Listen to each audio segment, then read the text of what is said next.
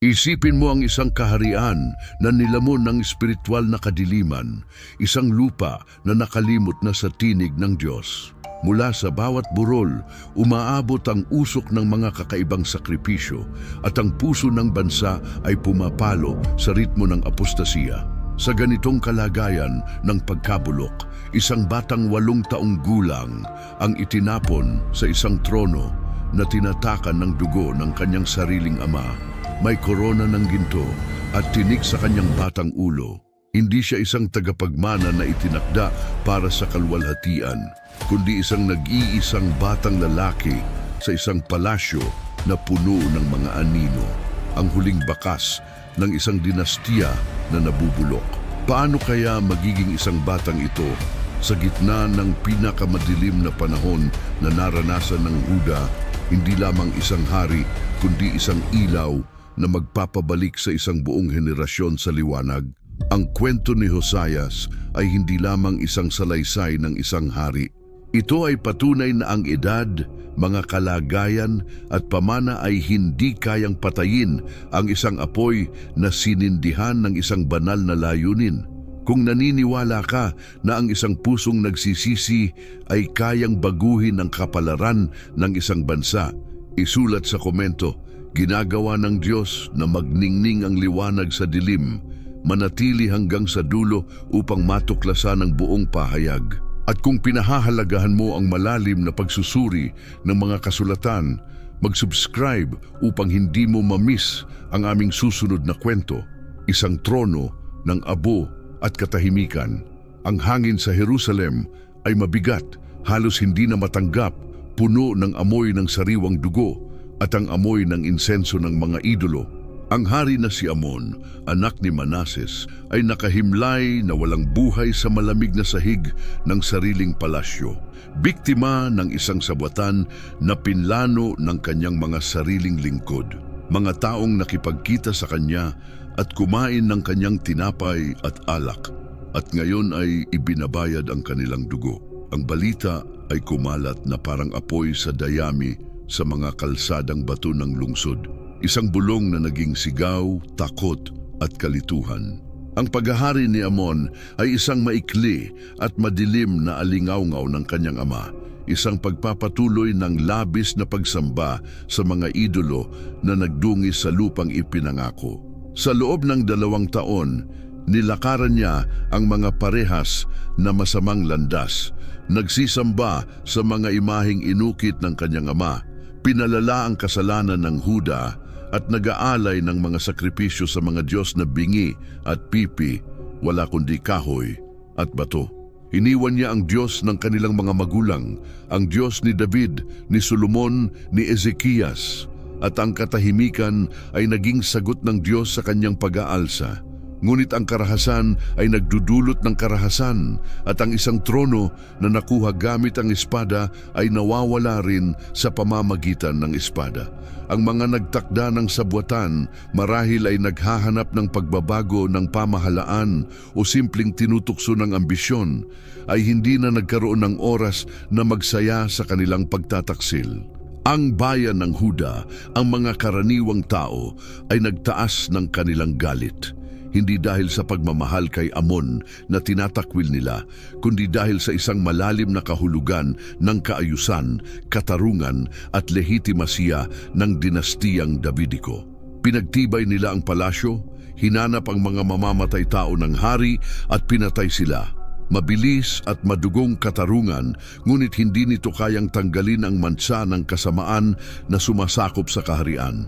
Sa gitna ng kaguluhan at agos ng kapangyarihan, ang mga mata ng mga nakatatanda at prinsipe ay tumingin sa tanging natirang opsyon, ang huling sagwa ng dinastiya ni David, isang batang lalaki na si Josias, anak ng pinatay na hari na may edad lamang na 8 taon. Sa ganitong edad, isang bata dapat ay naglalaro sa mga bakuran, natututo ng mga unang letra ng alpabeto, nakikinig ng mga kwento ng mga bayani ng Israel mula sa kanyang ina. Ngunit ang tadhana, o mas tamang sabihing ang banal na probidensya, ay may ibang plano para sa kanya. Marahil ay kinuha siya mula sa silid ng kanyang ina, si Jedida, at dinala siya sa silid ng trono. Maiisip natin ang mga paa niyang nanginginig sa makintab na marmol, ang kanyang mga mata na malaki ang pagkakatitig, sinusubukang maunawaan ang kalakhan ng mga nangyayari. Ang trono na inukit mula sa mga garing at tinakpan ng ginto ay tiyak na para sa kanya ay isang napakalaking bundok, isang malamig at nag-iisang upuan. Inilagay nila ang mabigat na korona ng Huda sa kanyang ulo, isang bilog ng ginto at mga mamahaling bato na tiyak na mas pakiramdam niyang isang pasanin kaysa karangalan. Ang langis ng pagpapahid ay ibinuhos sa kanyang buhok, isang banal na akto na nagpahayag sa kanya bilang isang pinahiran ng Diyos. Ngunit sa sandaling iyon ay tiyak na naramdaman niyang isang di mabilang na bigat. Si Hosayas ay umupo sa isang trono na nakatayo sa mga abo ng pananampalataya ng kanyang bansa at napapaligiran ng katahimikan ng isang Diyos na tila iniwan na sila. Ang pamana na kanyang minana, ang pamana na kanyang natamo ay nakakatakot. Ang iyong lolo, si Manases, ay naghari sa loob ng 57 taon, isang mahabang panahon kung saan unti-unting pinawi niya ang lahat ng mga reforma ng kanyang matuwid na ama, ang hari na si Ezekias. Si Manases ay muling itinayo ang mga mataas na lugar, naglatag ng mga altar para kay Baal, gumawa ng isang inukit na imahen at inilagay ito sa loob mismo ng templo ng Diyos, ang lugar kung saan sinabi ng Panginoon na ilalagay ang kanyang pangalan magpakailanman. Pinakilala niya ang pagsamba sa mga bituin at mga planeta, nagsagawa ng pangkukulam at panguhula, at maging sinunog pa ang kanyang sariling anak sa apoy sa libis ng Ben Hinnom, isang kasuklam-suklam na paganong gawain. Sinasabi ng mga kasulatan na siya ay nagbuhos ng napakaraming inosenteng dugo na napuno ang Jerusalem mula sa isang dulo hanggang sa kabila. Ang kanyang huling pagsisisi sa Babylonia ay hindi sapat upang burahin ang mga espiritual na sugat na nakaukit sa mga tao. Ang kanyang anak na si Amon, ama ni Hosias, ay masigasig na sumunod sa parehong landas ng pagkawasak. Ang templo ni Solomon, ang tahanan ng kaluwalhatian ng Diyos, ay naglayang abandonado at nilapastangan. Ang mga bakuran nito ay tinakpan ng putik, mga altar ng paganismo ang pumalit sa mga sagradong lugar, at ang mga silid na dati pinapahayag na mga banal ay naging saksi ng mga kasuklam-suklam na ritual. Ang batas ni Moises, ang Torah, ay nakalimutan na nawala sa isang sulok na puno ng alikabok sa templo. Isang aklat na nakasara na ang mga salita ay hindi kilala o hinahanap ng sinuman. Ang uri ng mga pari ay napapahamak, mas interesado sa kapangyarihan at yaman kaysa maglingkod sa tunay na Diyos. Ang mga propetang naglakas loob magsabi ng katotohanan ay pinapersecute o hindi pinapansin. Ang mga karaniwang tao na walang espiritual na gabay ay nababagsak sa relihiyosong sinkretismo. Pinaghalo ang pagsamba sa Panginoon kasama ang mga pagsamba ng mga Kananeo, Asiryano at Babilonyano. Ito ang kaharian na minana ni Hosayas, isang batang 8 taon gulang, isang kaharian na walang batas, walang propeta, walang tapat na pare, at tila walang Diyos, isang trono ng abo at isang nakakabinging katahimikan. Ang gawain na nasa harap niya ay parang isang Herculean na pagsubok, isang bagay na imposibleng magawa ng isang tao at higit pa ng isang bata. Ngunit sa puso ng batang hari na iyon, sa gitna ng pagkabulok at kawalan ng pag-asa, ang Diyos ay malapit ng magtanim ng isang binhi ng pananampalataya na lalago hanggang sa maging isang puno ng muling pagsilang, kayang gimbalihin ang pundasyon ng bansa. Ang batang nakaupo sa trono ay hindi lamang isang hari. Siya ay isang tahimik na pangako na hindi patapos ang Diyos sa Huda. Ang mga usurpador sa mga pasilyo ng palasyo, ang mga unang taon ng paghahari ni Hosayas ay lumipas sa isang tahimik na pag-aabang, isang tensyonadong katahimikan na nagtago ng mga lihim na galaw ng intrigang politikal at korupsyon. Bilang isang bata, ang tunay na kapangyarihan ay hindi nakasalalay sa kanyang mga kamay, kundi sa mga kamay ng isang konseho ng mga tagapamahala at tagapayo. Ang mga prinsipe, matatandang tao at mga opisyal na naging bahagi ng pamahalaan sa ilalim ng mga paghahari ni Manases at Amon, mga taong bihasa sa politika ng palasyo, sila ang mga tunay na arkitekto ng pang-araw-araw na buhay ng kaharian. Si Josias ay isang simbolikong figura, isang piraso sa board ng chess ng kapangyarihan, habang ang iba ay gumagawa ng mga hakbang. Si Josias ay lumaki sa isang kapaligirang puno ng dualidad. Sa isang bahagi, ang formalidad ng kanyang posisyon, ang mga royal na tunika, ang mga formal na pagtanggap, ang mga aral ng kasaysayan at protokol. Natututunan niyang ang lahi ng bahay ni David, nakikinig sa kaluwalhatian ni Solomon at sa mga tagumpay ng kanyang mga ninuno. Sa kabilang bahagi ay ang madaling nakikitang realidad ng korte, mga pasilyo kung saan hindi ang mga awit ng salmo ang naririnig, kundi mga bulong ng mga sabwatan, mga usapan ukol sa alyansa sa mga bansang paganong, mga intriga na natatakpan ng mga magalang na pag-uusap. Ang amoy ng insenso ng templo na ngayoy pinabayaan ay nahalo sa mga mabangong pabango ng mga embahador mula sa Ehipto at Assyria, at sa masamang amoy ng mga lihim na sakripisyo na inalayan sa mga banyagang Diyos. Ang palasyo ay isang mikrokosmos ng sariling krisis espiritual ng Yuda. Bagamat sa labas, ang palasyo ay ang tahanan ng hari ng dinastiyang David, sa mga pribadong silid nito at sa puso ng marami sa mga naninirahan dito, ang idolatria ay nanatiling matibay na nakatanim. Si Josias ay nakatingin sa lahat ng ito nang may matalim na pag-unawa ng isang batang ipinilit na mag-mature ng masyado ng maaga. Nakikita niyang yumuyuko ang mga maharlika sa harap niya ng may peking paggalang, ngunit pagkatapos ay nagbabalikan at nagbubulong sa isa't isa. Nakikita niyang itinatago ng ilan ang mga paganong amuleto sa ilalim ng kanilang mga kasuotan.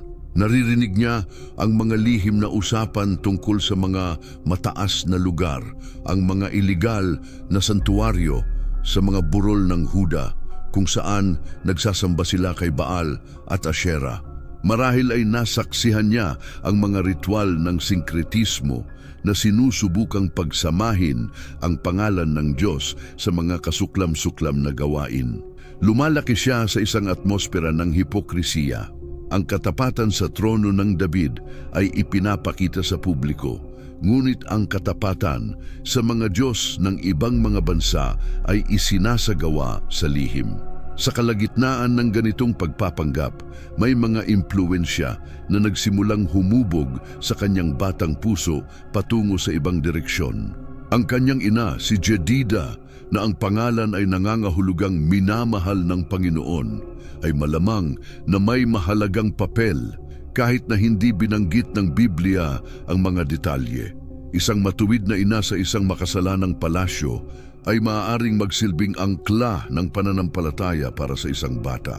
Marahil ay inaawit niya ang mga salmo sa kanya ng lihim, ipinapaalala ang mga kwento ni Moises, Josue at Samuel, at pinapalaganap ang tunay na pananampalataya sa puso ng kanyang anak. Malaki ang posibilidad na may mga natirang tapat na tao sa Jerusalem, mga lalaki at babaeng hindi yumuko kay Baal.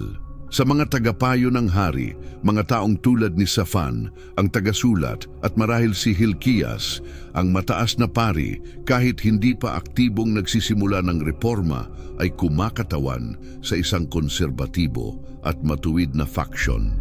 Tiyak na nakikita nila sa batang hari ang isang pag-asa para sa hinaharap, isang pagkakataon upang ibalik ang espiritual na kapahamakan. Maaaring sila ay mga guro ng hari.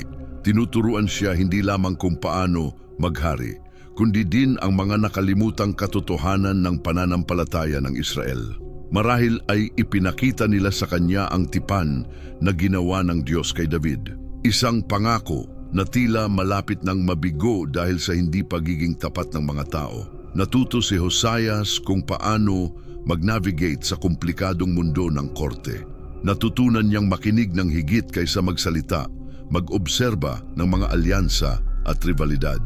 Natutunan niyang makilala ang pagitan ng walang saysay na pamumuri at matalinong payo. Bawat araw ay isang aral ng politikal at espiritual na kaligtasan. Nakikita niya ang pagkakaiba sa pagitan ng kaluwalhatian ng mga kwento ng Israel na ikinukwento sa kanya at ang malungkot na realidad na kanyang nasasaksihan. Naririnig niyang pinag-uusapan ang isang Diyos na banal at maaalalahanin at pagkatapos ay nakikita niyang ang mga tao ay nagsasamba sa mga impotenteng idolo. Ang cognitive dissonance na ito ay nagdulot ng malalim na kalituhan sa kanyang puso. Bilang isang bata, dala niya ang isang malalim na kalituhan, isang pananabik para sa isang bagay na tapat at totoo na hindi kayang ibigay ng korap na mundo ng kanyang palasyo. Ang mga bulong sa mga pasilyo ay hindi lamang tungkol sa politika. Ito rin ay mga espiritual na senyales, mga bulong na tumatama sa kanyang kaluluwa. Ang mga bulong ng Espiritu ng Diyos ay nagsimulang magising sa puso ng hari.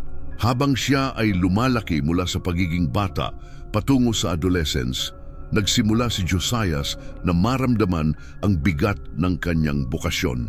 Hindi lamang siya tagapagmana ng isang makamundong trono. Siya ang tagapangalaga ng isang banal na tipan. Ang dugo ni David ay dumadaloy sa kanyang mga ugat at kasama nito ang responsibilidad na gabayan ng kanyang bayan pabalik sa Diyos. Ang mga tao ng tahimik na pagsasanay na ito ay napakahalaga. Hindi ito mga tao ng aksyon, kundi mga tao ng paghahanda. Ito ang mga taon kung saan hinubog ng Diyos ang karakter ng isang reformador sa pulang pugon ng isang palasyong nag-aapostasiya. Ang katahimikan ng Diyos tungkol sa bansa ay hindi nangangahulugang ang kanyang kawalan sa buhay ng hari.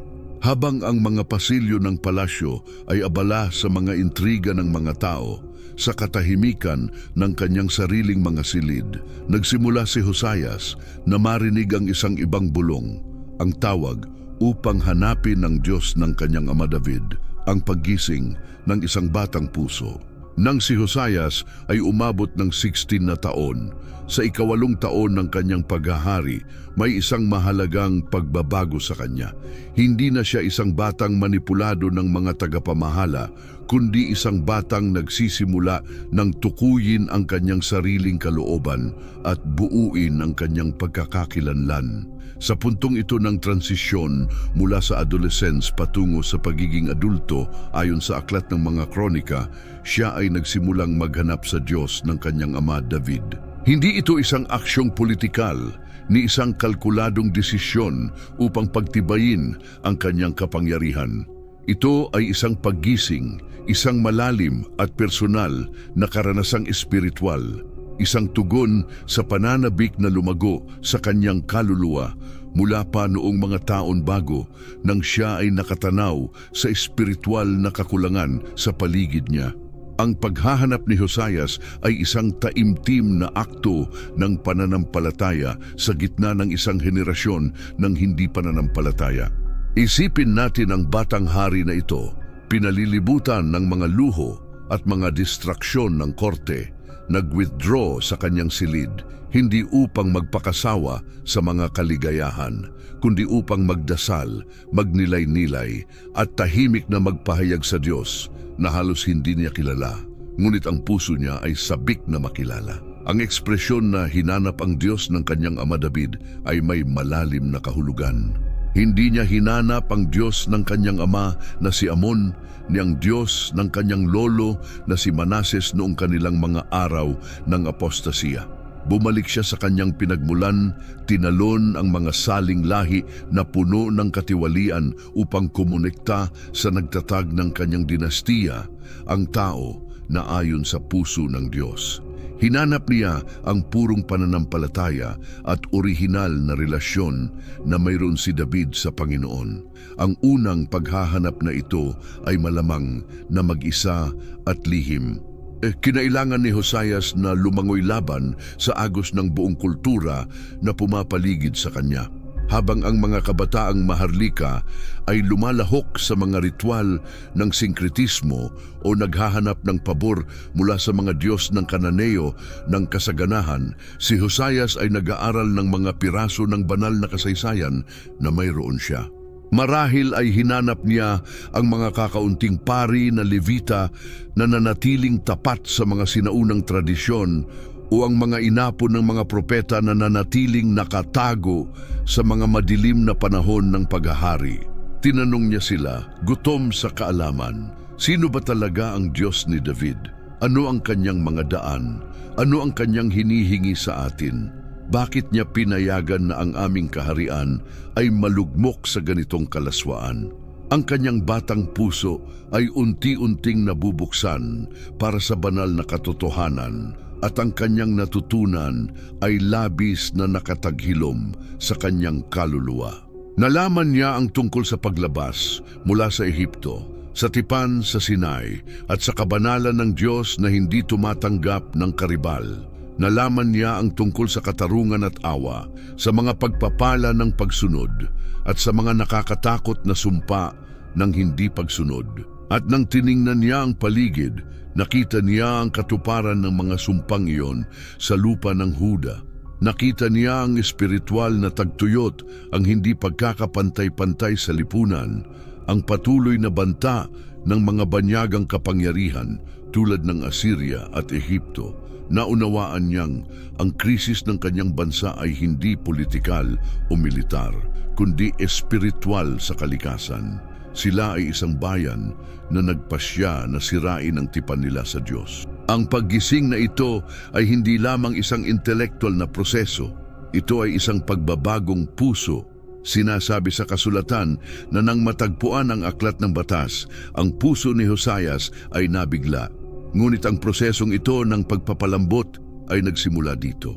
Sa edad na 16, ang kayabangan at ang pagiging mayabang na inaasahan sa isang batang monarka ay napalitan ng lumalaking pagpapakumbaba at ng isang malalim na paggalang sa Diyos. Naunawaan niya ang kalubhaan ng kasalanan ng kanyang bayan at ang kanyang sariling responsibilidad bilang hari. Ang pagising ng kanyang pananampalataya ay humantong sa kanya sa aksyon. Hindi na siya pwedeng magpatuloy sa paghahari sa isang kaharian na lantaran ng niyurakan ng Diyos na kanyang sinimulang mahalin at galangin. 4 na taon pagkatapos, sa edad na 20, sa ika-12 taon ng kanyang paghahari, ang paghahanap na ito ay naging isang pampublikong krusada.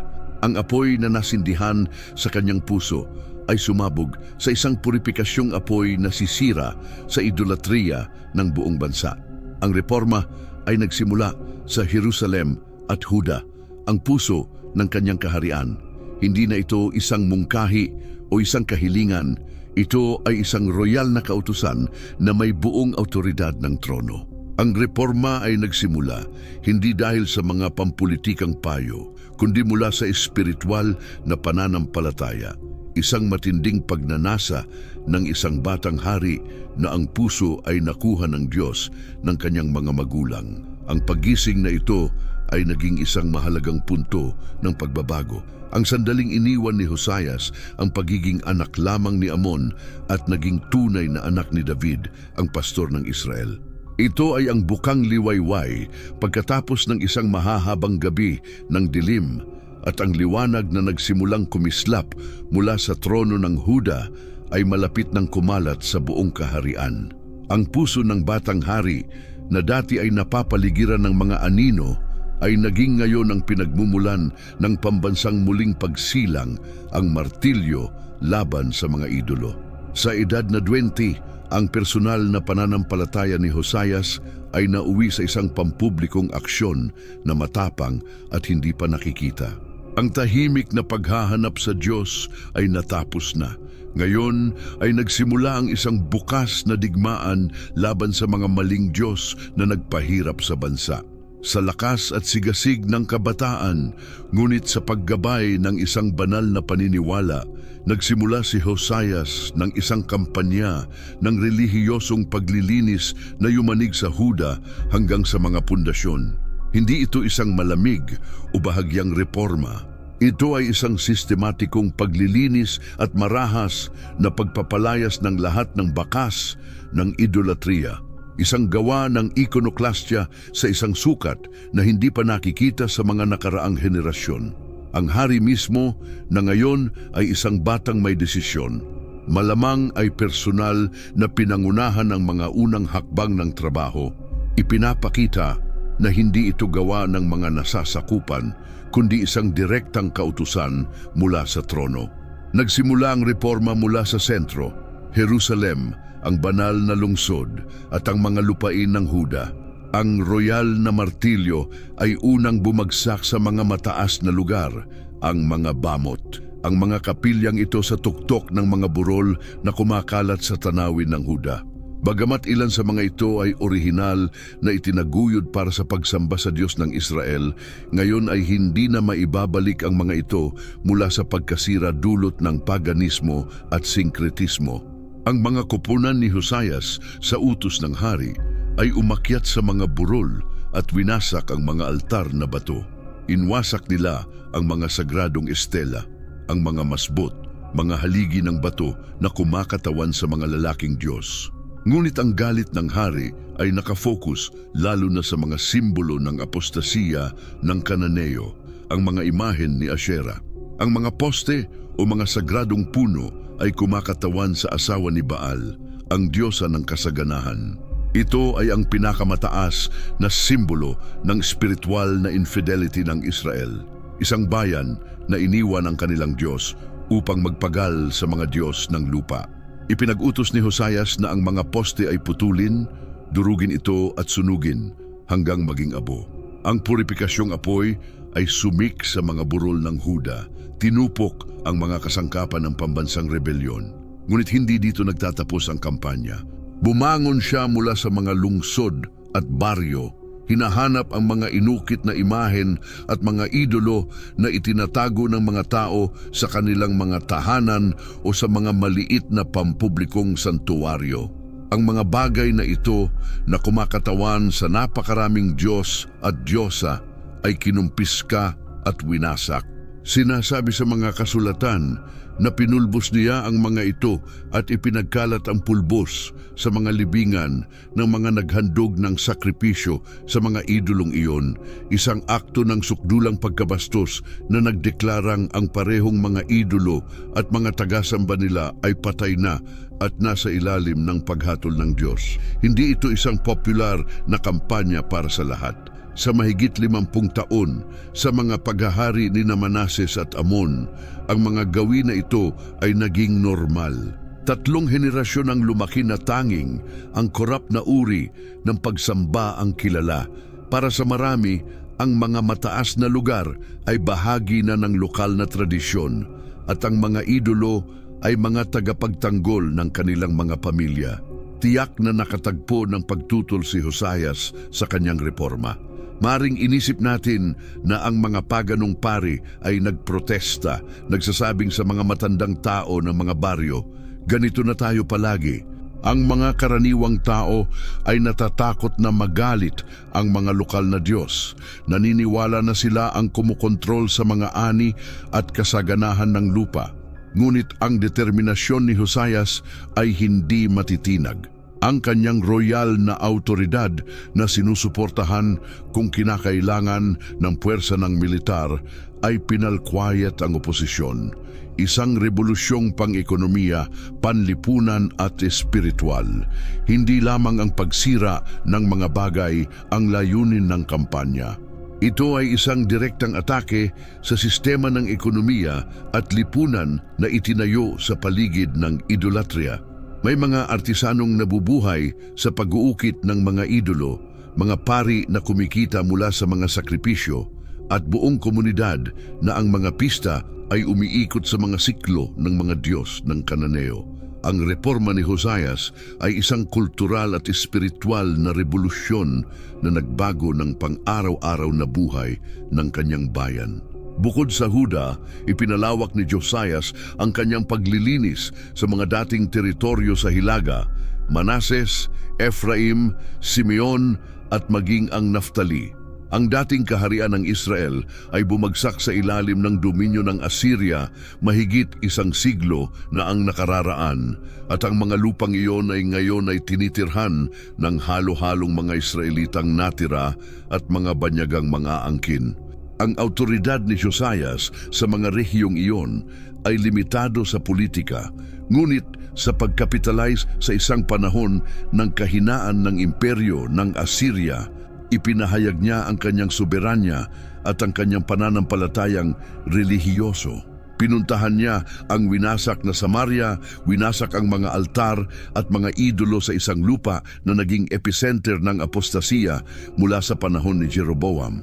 Pinakita niya na hindi lamang siya hari ng Huda, kundi hari ng buong bayan ng Tipan na responsable sa paglilinis ng buong lupang ipinangako. Ang martilyo ni Josias, ang martilyo ng hari, ay umalingaw-ngaw laban sa mga altar ng bato at mga estatwa ng metal. Ito ang tunog ng isang kaharian na nagising mula sa espiritual na pagkakatulog.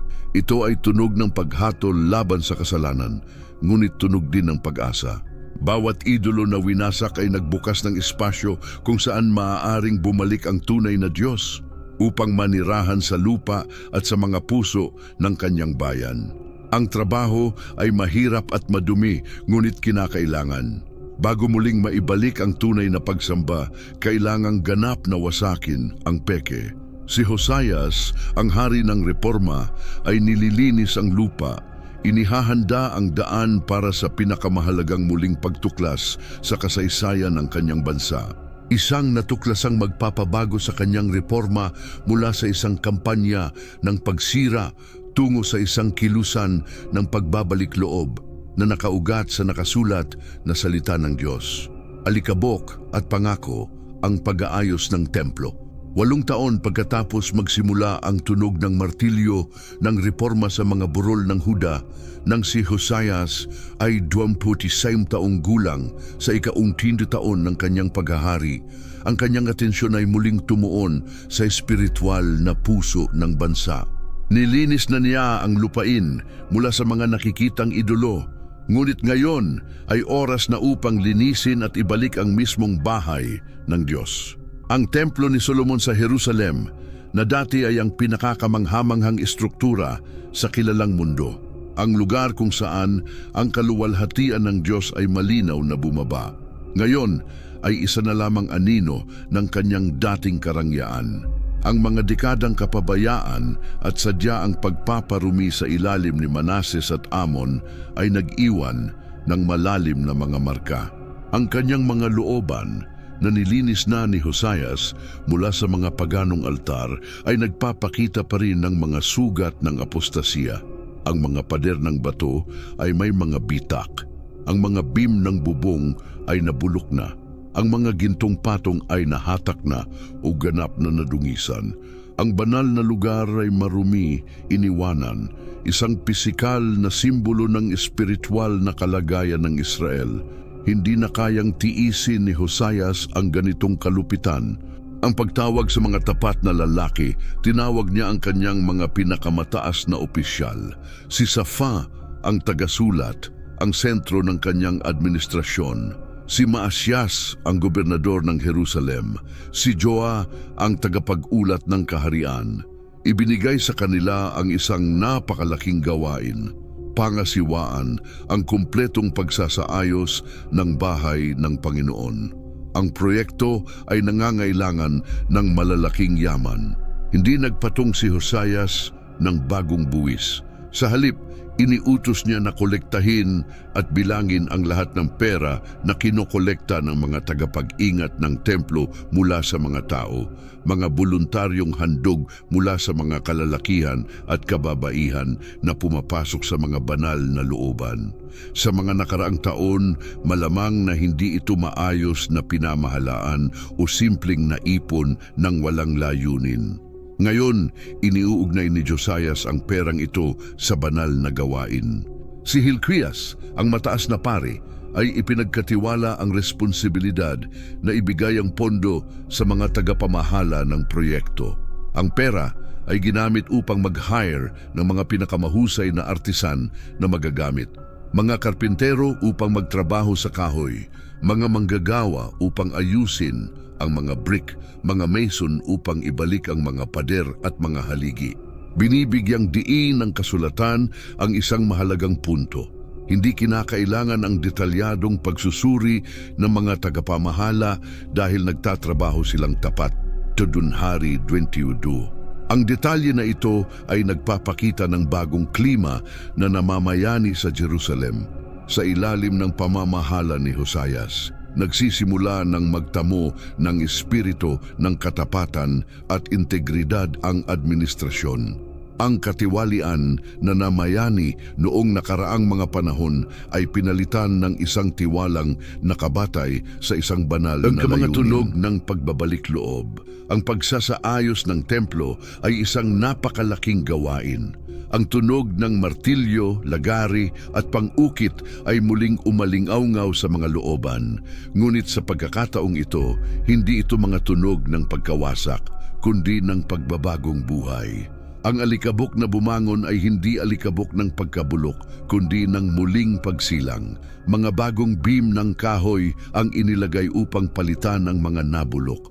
Ang mga bagong bato ay inukit at inilatag. Ang mga pader ay pinaputi at inihanda upang ibalik ang kanilang dating kaluwalhatian. Ang mga tao ng Jerusalem ay pinagmamasdan ng lahat ng ito na may lumalaking pakiramdam ng pag-asa. Ang templo ay palaging ang sentro ng pambansang at relihiyosong pagkakakilanlan ng Israel. Ang makita itong naibalik ay isang makapangyarihang tanda na ang hari ay nais igalang ang Diyos at marahil ay ang pabor ng Diyos ay babalik sa kanila. Higit pa kaysa arkitektura, isang propetikong gawa, ang proyekto ay hindi lamang isang arkitekturang reforma. Ito ay isang propetikong gawa. Bawat piraso ng bato na inilagay, bawat beam na naitayo, bawat pader na naibalik ay isang pahayag. Ang Huda ay muling inilaan ang kanilang puso para sa Diyos. Hindi lang nila nililinis ang isang gusali, nililinis nila ang kaluluwa ng bansa.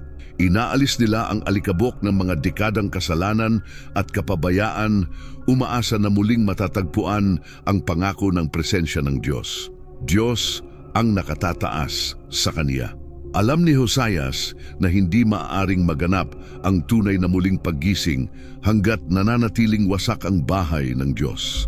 Ang pagsamba ay nangangailangan ng isang lugar, isang focus, isang banal na espasyo kung saan maaaring magsanib ang lupaing pisikal at ang makalangit. Sa pamamagitan ng pagbabalik-ayos ng pisikal na templo, inilatag niya ang pundasyon para sa muling pagsamba espiritual. Hindi niya alam na sa gitna ng alikabok at ng tipan, sa ilalim ng mga guho ng pagkukumpuni, ang kaniyang mga manggagawa ay malapit ng matagpuan ang isang kayamanang mas mahalaga kaysa lahat ng ginto at pilak ng templo. Isang kayamanang nawala sa loob ng maraming henerasyon na sa muling pagtuklas nito ay gagawing revolusyon ang kaniyang reparasyon. Ang muling pagsasaayos ng templo ang naging panimula na kinakailangan para sa muling pagtuklas ng salita ng Diyos. Ang pagtuklas na yumanig sa isang kaharian, habang ang mga pangkat ng muling pagsasaayos ay masigasig na nag-aayos ng mga bitak sa mga pader ng templo. Mga bitak na dulot ng panahon at ng pagtalikod, pinangungunahan ni Hilkias ang paglilinis ng mga silid-loob at mga bodega. Ang mga silid na minsang pinaglagyan ng mga banal na kayamanan at talaan ng templo, ngayon naging tambakan ng basura at mga nakalimutang bagay. Sa isa sa mga madidilim at maalikabok na silid na iyon, marahil sa likod ng tumpok ng lumang damit pangpare o sa ilalim ng sirang muebles, ang kamay ni Hilkias ay tumama sa isang bagay na hindi inaasahan. Hindi ito ginto ni pilak, kundi isang sinaunang sinulid na pergamino, butil-butil at marupok dahil sa paglipas ng panahon. Maingat niya itong ipinahaba at agad na napansin ng matagal ng sanay sa mga banal na kasulatan ang sinaunang pagsusulat. Tumibok saya ang kaniyang puso. Hindi ito simpleng talaan ng pananalapi ni pergamino ng mga angkan. Ito ang aklat ng batas o tulad ng tinatawag ng aklat ng mga kronika, ang aklat ng batas ng Panginoon na ibinigay sa pamamagitan ni Moises. Ang pundasyong haligi ng pananampalataya ng Israel, ang dokumento ng tipan sa Sinai, ang mismong Torah ay natagpuan. Hindi dapat maliitin ang lawak ng kahalagahang ito. Sa mga panahon ng paghahari ni Manases at Amon, ang nakasulat na salita ng Diyos ay naisantabi ng ganap na kahit ang punong pari ay tila walang kopya nito. Ang relihiyosong buhay ng bayan ay nakabatay sa mga bulong tradisyon, mga ritual na halo-halo at sa kusang loob na kagustuhan ng mga masamang hari. Naglayag sila sa isang madilim na gabi, walang kompas at walang mga bituin. Ngayon, bigla, muling natagpuan ang liwanag. Naunawaan ni Hilkias. Agad na umakibat ang epekto ng kaniyang natuklasan. Hindi ito basta isang makasaysayang artifact. Ito ay buhay na tinig ng Diyos na muling nagsalita sa kaniyang bayan. Isang tinig na matagal nang pinatahimik. Habang kumakalug ang kaniyang puso sa halo ng tuwa at takot, dinala niya ang pergamino kay Safa, ang sulatista, ang pangunahing administrador ng hari. Natutuklasan ko ang aklat ng batas sa bahay ng Panginoon, wika ni Hilkias. Ang kaniyang mga salita, bagaman payak, ay nagpapahiwatig ng pagsisimula ng isang bagong panahon para sa Huda. Bilang isang dalubhasa at sulatista, nakita rin ni Safa ang napakalawak na halaga ng pergaminong iyon. Kinuha niya ito mula sa kamay ni Hilkias at dumiretso sa palasyo upang ipaalam sa hari ang tungkol sa pagpapaayos ng templo. Pagkatapos niyang ibigay ang ulat sa pananalapi, idinagdag niya na tila huling pag-iisip, ngunit may napakalalim na kahulugan. Binigyan ako ng pari Hilkias ng isang aklat. At sa harap ni Haring Hosayas, sinimulan ni Safa ang pagbasa ng mga salita sa pergaminong iyon. Ang pagtuklas ng aklat na ito sa mismong panahong iyon ay hindi isang pagkakaton. Ang Diyos, sa kaniyang kadakilaan, ang nag-ayos ng mga pangyayari. Ang reforma ni Hosayas hanggang noon ay nakabatay sa taus-puso niyang pagnanais at sa marupok at pira-pirasong kaalaman sa kalooban ng Diyos na naipasa sa pamamagitan ng tradisyong Davidiko. Kumilos siya batay sa liwanag na mayroon, ngunit ngayon muling inialay ng Diyos ang isang mas maliwanag na liwanag, isang pamantayang ganap at di nagbabago para sukatin ang kaniyang mga gawa at ng kaniyang bayan. Ang aklat na pinaniniwalaan ng karamihan sa mga eskolar na maaaring bahagi nito, ang Deuteronomio o isang makabuluhang bahagi nito, ay naglalaman hindi lamang ng mga kautusang moral at ritual, kundi pati na rin ang detalyadong mga pagpapala para sa pagsunod sa tipan at pinakamahalaga ang kakilakabiglang mga sumpa na babagsak sa bayan kung ito'y lalapastangan. Ito'y mga salita ng buhay at kamatayan, ng pagpapala at sumpa. Pagbabago ng direksyon mula sa idolatriya tungo sa pagsunod, ang pagtuklas ng aklat ng batas ang naging tulak na nagpabago sa reforma ni Hosayas. Dati, ito'y kampanya laban sa mali, sa idolatriya. Ngayon, ito ay naging isang kilusan tungo sa kung ano ang matwiran, ang lubos na pagsunod sa kalooban ng Diyos na kaniyang inilantad. Ang kaharian ay umuga dahil sa pagkawasak ng mga Diyos-Diyosan. ngunit ngayon ay malapit ng umuga sa mismong kaluluwa ng bayan sa pamamagitan ng mga salita sa sinaunang pergamino. Ang tinig ng Diyos ay malapit ng tumunog sa mga tenga ng hari, at ang kaniyang tugon ay magbabago sa takbo ng kasaysayan ng Huda. Ang alikabok ng templo ay naghayag higit pa sa isang aklat. Ibinunyag nito ang nawawalang budhi ng isang bansa, ang sinaunang tinig na muling kumakatok sa mga tenga ng hari.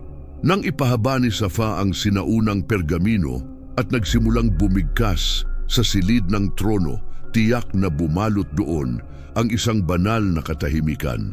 Ang mga salitang binasa niya ay hindi mga simpleng kronika o arkaikong mga kautusang legal.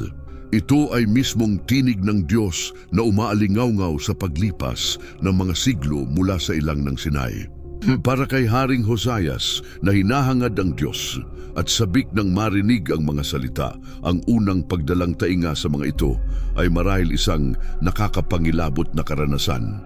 Nilalaman ng aklat ang mga kautusan ng Diyos para sa buhay ng Israel, ang panawagan na mahalin ang Panginoon ng buong puso, buong kaluluwa at buong lakas. Ang mga utos tungkol sa katarungang panlipunan, ang pag-aalaga sa mga mahihirap at mga dayuhan, at ang tumpak na mga tagubilin para sa purong pagsamba sa lugar na pipiliin ng Diyos. Habang nakikinig si Hosayas, marahil naramdaman niya ang dahan-dahang pag-usbong ng paghanga nang makita niyang tugma ng husto ang mga kautusan ng Diyos sa mga hiling na matagal nang tumubo sa kaniyang puso. Nakita niya ang karunungan at kabutihan sa bawat batas. Ngunit habang nagpapatuloy ang pagbasa, ang paghanga ay napalitan ng takot at pagninig. Dumating si Safa sa mga bahagi na inilarawan ko, ang mga kahihinatnan ng pagsuway, ang mga sumpa ng tipan na nakatala sa mga kasulatan gaya ng Deuteronomio Kabanata 28. Binasbasa ng pagkatuyot at taggutom, mga sakit at salot, pagkatalo sa digmaan at pagkakalat sa banyagang lupain. Ipinakita ang isang bayan na nilusob ng mga kaaway, kung saan umaabot ang ina na kainin ng sariling anak dahil sa desperasyon ng gutom. Inilarawan ng isang bayan na ipaparatang bilang katawa-tawa at kahihiyan ng ibang mga bansa. Bawat salita ay parang isang mabigat na hampas sa budhi ni Hosayas. Hindi niya pinakikinggan ang isang teoretikal na babala tungkol sa posibleng hinaharap. Narinig niya ang isang tiyak na paglalarawan ng malapit na nakaraan ng Huda at ng kanyang mapanganib na kalagayan sa kasalukuyan. Ang pagbagsak ng kaharian sa Hilaga, ang tuloy-tuloy na banta mula sa Assyria at Ehipto, ang moral at espiritual na pagbagsak ng kaniyang sariling bayan. Lahat ng ito'y inihula na sa sinaunang pergaminong natagpuan. Nauunawaan niya ng malinaw ang nakapipinsalang katotohanan. Hindi lamang ilang pagkakamali ang kanilang nagawa. Namumuhay sila sa ilalim ng galit ng isang banal na Diyos, sadyang nilalabag ang tipan na banal na sinumpaan ng kaniyang mga ninuno. Ang bigat ng mga kasalanan ng maraming henerasyon, ang kasalanan ni Manases, ni Amon, ang kasalanan ng buong bayan ay bumagsak sa kaniyang mga balikat. 26 na taon pa lamang siya. Ang lawak ng kolektibong pananagutan ay bumigat ng husto sa isang kusang loob na kilos ng matinding sakit, pangungulila at pagsisisi. Tumindig si Josias at punitin ang kaniyang robes kung hari. Hindi ito isang marangyang palabas. Sa kultura ng sinaunang gitnang silangan, ang pagkapunit ng damit ay ang pinakamalinghay at malalim na panlabas na ekspresyon ng isang pusong nabiyak. Ito'y isang pagdadalamhati, isang paglilingkod pananalangin, isang pagkilala na siya'y kaakibat ng kaniyang bayan, ganap na may sala sa harap ng isang makatarungang Diyos. Ang pagsabog ng tela ay mas mabigat sumalungat sa kahit anong salita. Ito ang tunog ng isang pusong nabiyak, ng isang pusong salat at mapagpakumbaba na hindi tinatanggihan ng Diyos, gaya ng sinasabi ng salmista sa huli sa Aklat ng Mga Awit. Ang tugon ni Hosayas ay pagkilos ng isang tunay na espiritual na pinuno. Hindi niya sinisi ang kaniyang mga ninuno. Hindi niya sinabi na hindi niya kilala ang batas. Tinanggap niya ang responsibilidad. Sinabi niya, ayon sa nakatala sa Fugan Race, Kabanata 22, Talata 13, mga laki nga ang galit ng Panginoon na nag-alab laban sa atin, sapagkat ang ating mga ama ay hindi nakinig sa mga salita ng aklat na ito upang gawin alinsunod sa lahat ng nakasulat sa atin. Isinama niya ang kaniyang sarili sa atin at naunawaan ang prinsipyo ng kolektibong pananagutan. Ang revelasyong iyon ay agad nagtulak sa kaniya tungo sa mas malalalim na aksyon. Ang kanyang reforma hanggang noon ay panlabas na kilos, nakatuon sa pagsira ng mga Diyos-Diyosan. Ngayon, naisip niyang ang ugat ng problema ay nasa loob, nasa puso ng mga tao at sa kamangmangan sa batas ng Diyos. Alam ni Hosayas na hindi niya maaaring tumigil doon. Ngayon, kailangan niyang malaman kung ano ang kalooban ng Diyos para sa kanila. Ang sandaling iyon ay kritikal. Mayroon bang pag-asa? Maaaring mapawi ba ang galit ng Diyos? O huli na ba?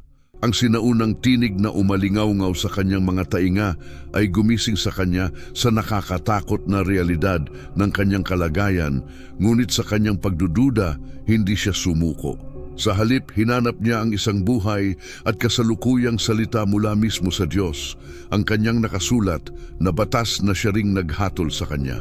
Ang kanyang susunod na hakbang ay kumonsulta sa isang propeta, naghahanap ng kaunting pag-asa sa gitna ng paparating na bagyong paghuhukom ng Diyos. Ang hari na nagdurusa ay magiging tagapamagitan ng kanyang bayan. Nagpunta ang bayan kay Hulda, ang propetisa. Habang ang kanyang puso ay mabigat pa rin at ang mga damit ay punit bilang patunay ng kanyang pagsisisi, alam ni Hosayas na kailangan niya ng direktang gabay mula sa Diyos. Ipinakita ng nakasulat na salita ang problema. Ngayon, kailangan niya ng salita na binigkas upang ipakita ang daan. Tinawag niya ang isang delegasyon mula sa kanyang mga pinakamaaasahang tao, ang mataas na pari na si Hilkias, ang manunulat na si Safa at isang personal na lingkod na si Asaias, pati na rin sina Ikam, anak ni Safa, at Akbor, anak ni Mikaiyas. Ang grupong ito ay kumakatawan sa pinakamataas na antas ng kapangyarihang relihiyoso at sibil sa kaharian. Nagbigay si Josias ng isang kagyat na utos. Pumunta kayo at kumonsulta sa Panginoon para sa akin, para sa bayan at sa buong Huda hinggil sa mga salitang mula sa aklat na natagpuan.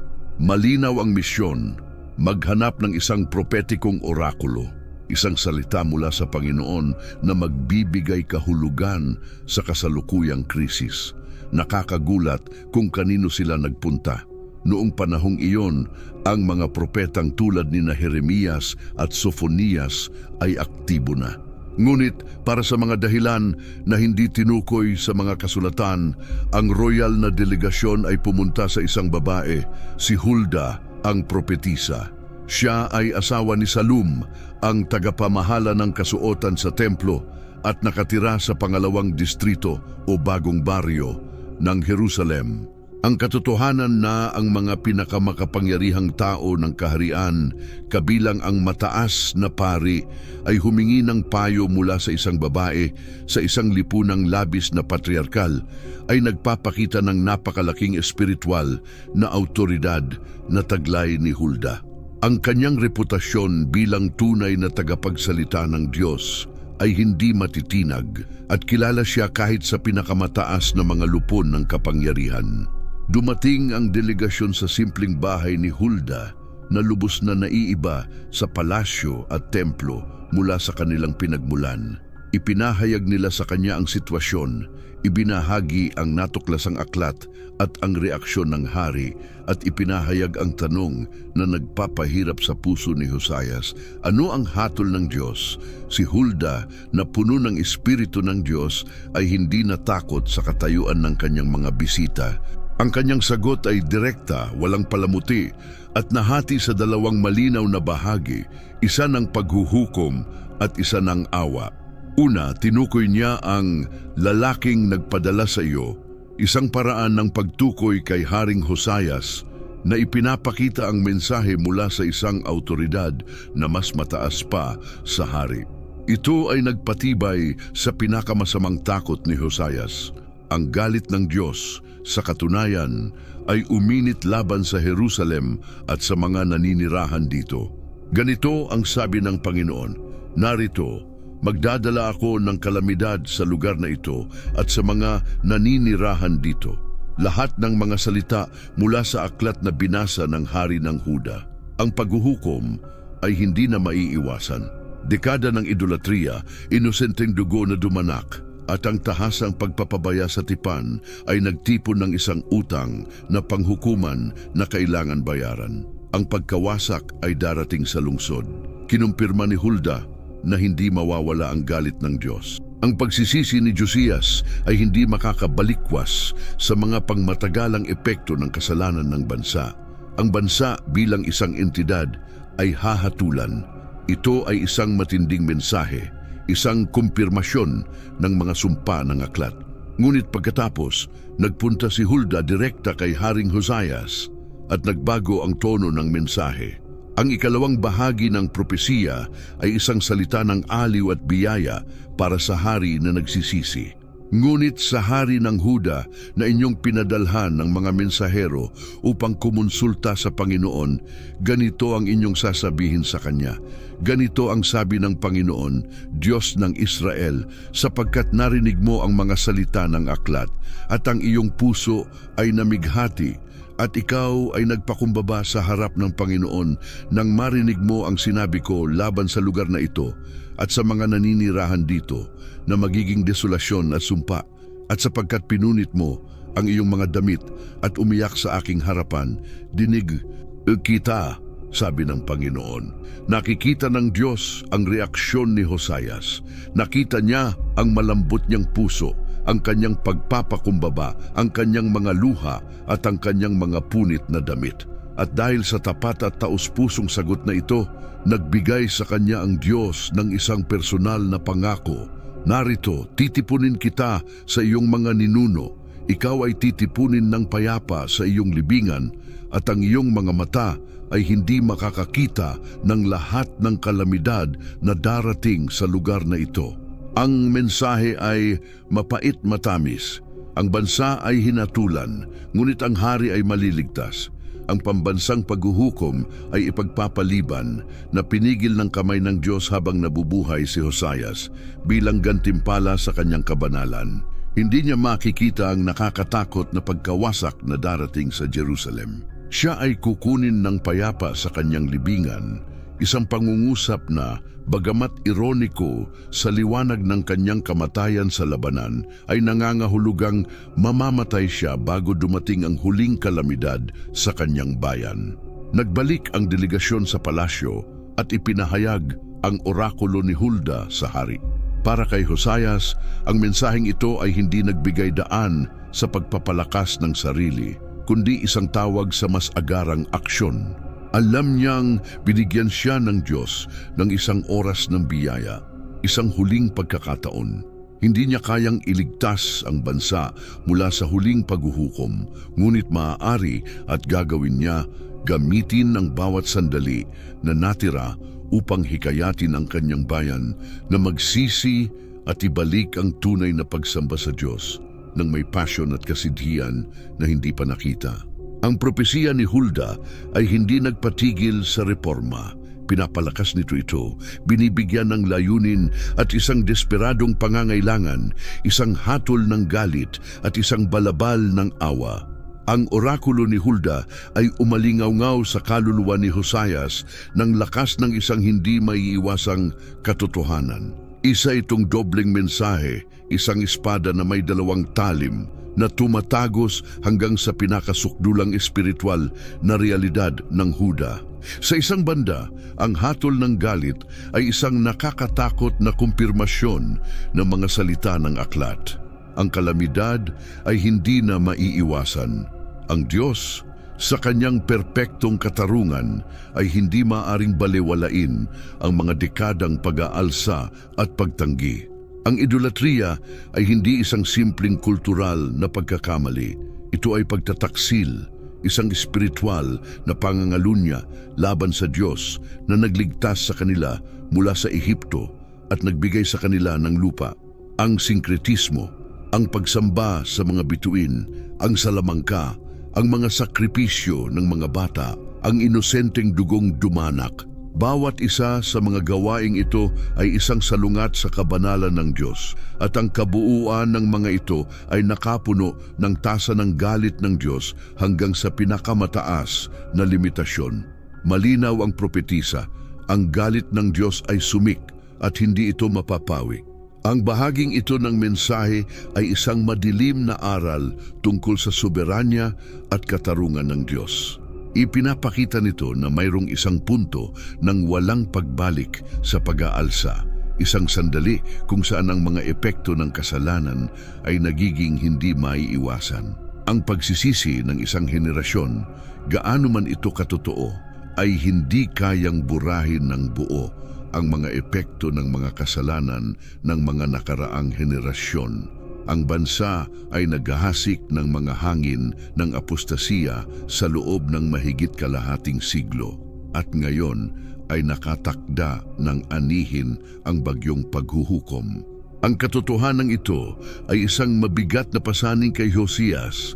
Bilang hari, ang kanyang nais ay ang kasaganaan at kaligtasan ng kanyang bayan. Ang marinig na, sa kabila ng lahat ng kanyang pagsisikap, ang huling pagkawasak ay tiyak ay maaari siyang humantong sa pagkadesperado o sa kawalan ng pag-asa.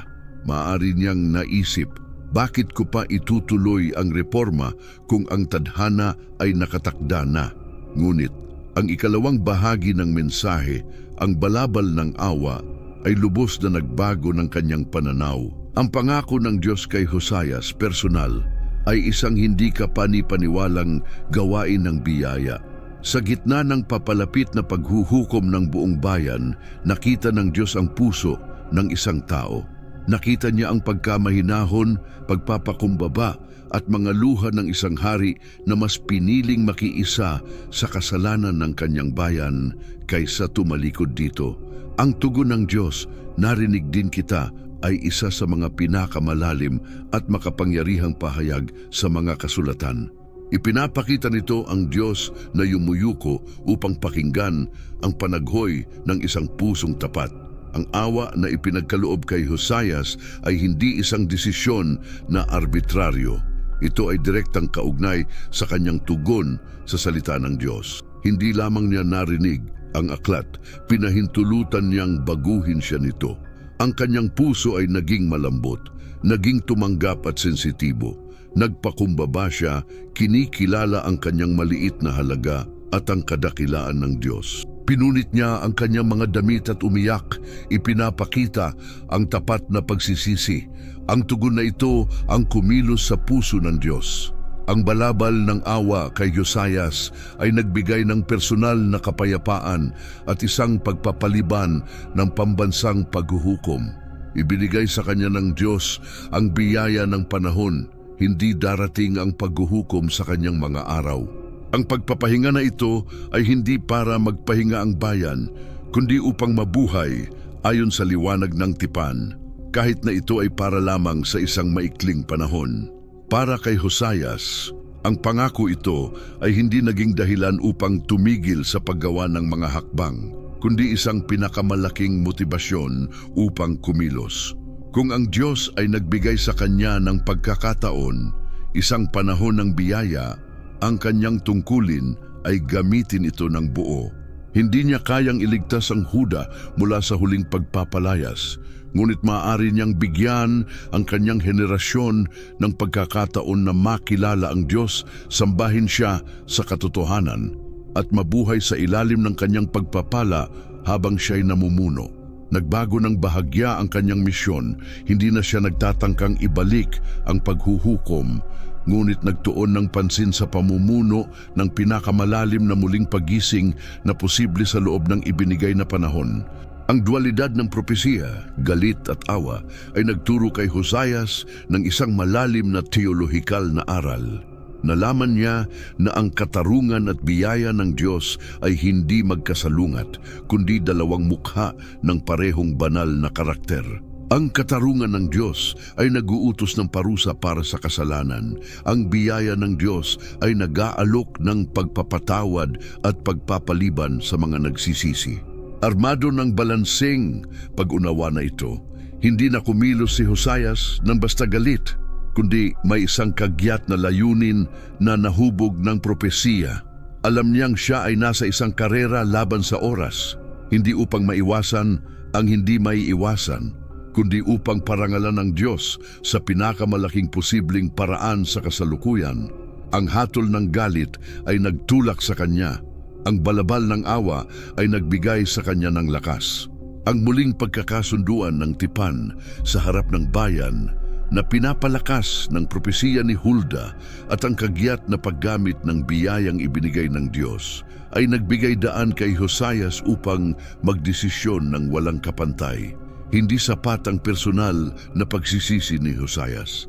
Kailangan marinig ng buong bansa ang salita ng Diyos at muling magtulungan upang buhayin ang tipang kanilang iniwan. And tinawag niya ang isang malaking pagtitipon ng buong bansa sa Jerusalem. Tinawag ang mga tao mula sa bawat lungsod at bayan ng Huda at Benjamin. Dumating ang mga matanda, mga lider ng bayan, mga pare at levita na may responsibilidad sa pagsamba. At hindi lamang ang mga lider, ang buong bayan mula sa pinakamaliit hanggang sa pinakamalaki ay nagtipon sa mga atryo ng bahay ng Panginoon, ang parehong templo na kanilang inaayos. Ang tanawin ay tiyak na nakakamangha, isang napakalaking madla na kumakatawan sa buong bansa, nagtipon sa banal na lugar na may isang aura ng ekspektasyon at marahil takot. Hindi nila alam kung anong aasahan, ngunit ang pagtawag ng hari ay hindi matitinag. Sa gitna ng malawak na pagtitipon na iyon, nakatayo sa tabi ng haligi ng templo, isang lugar na tradisyonal na nakalaan para sa hari sa mahahalagang seremonya, ay si Hosayas. Wala siyang hawak na gintong setro, kundi ang alikabok na rolyo ng aklat ng tipan. At saka, nang may malakas at malinaw na tinig, ang hari mismo ang naging tagapagbasa ng kasulatan para sa kanyang bayan at binasa ang mga salita ng aklat ng tipan na natagpuan sa bahay ng Panginoon. Hindi niya ipinagkatiwala ang gawain na ito sa isang pari o manunulat.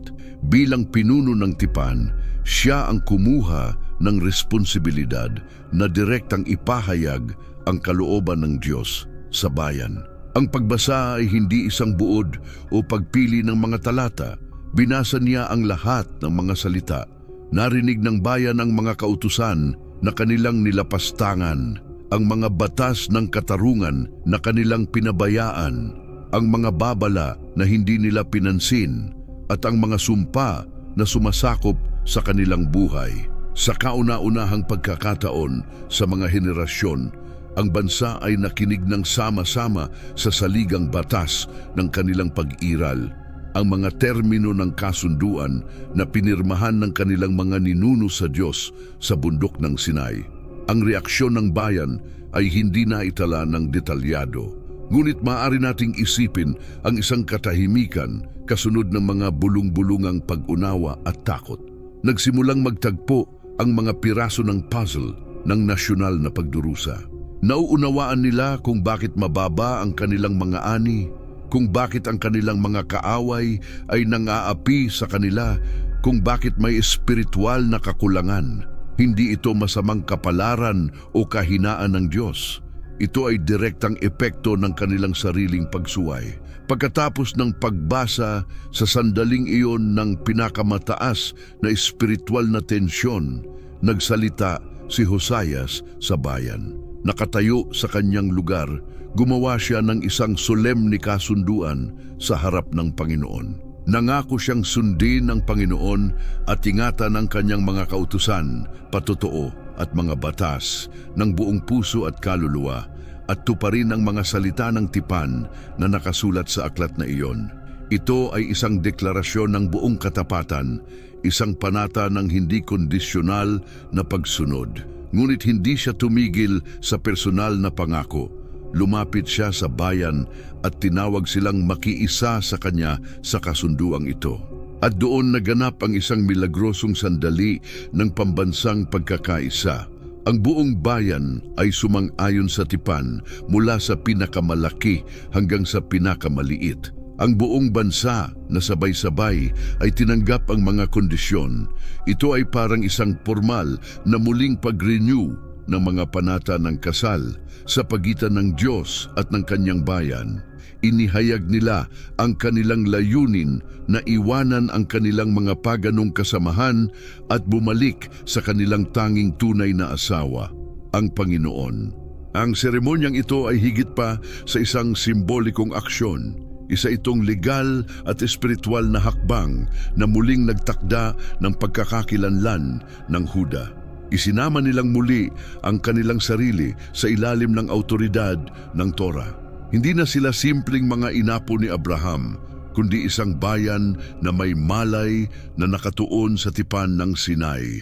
Ang aksyong ito ang pampublikong pagpapanibago ng tipan, ang naging pundasyon kung saan itatayo ni Hosayas ang natitirang bahagi ng kanyang reforma. Hindi siya kumilos batay lamang sa sariling kumbiksyon, kundi sa pampublikong mandato ng kanyang bayan. Ang pagbasa ng batas ay nagbigay liwanag sa kanilang mga konsensya at ang seremonya ng tipan ay nagbuklod sa kanilang mga kalooban. Ngayon, bilang isang nagkakaisang bansa, handa na silang isakatuparan ang pinakaradikal at kumpletong paglilinis ng idolatria na hindi pa nakita sa buong lupa. Ang salita ng Diyos nang mabasa at tanggapin ay nangangailangan ng isang praktikal at nakikitang tugon.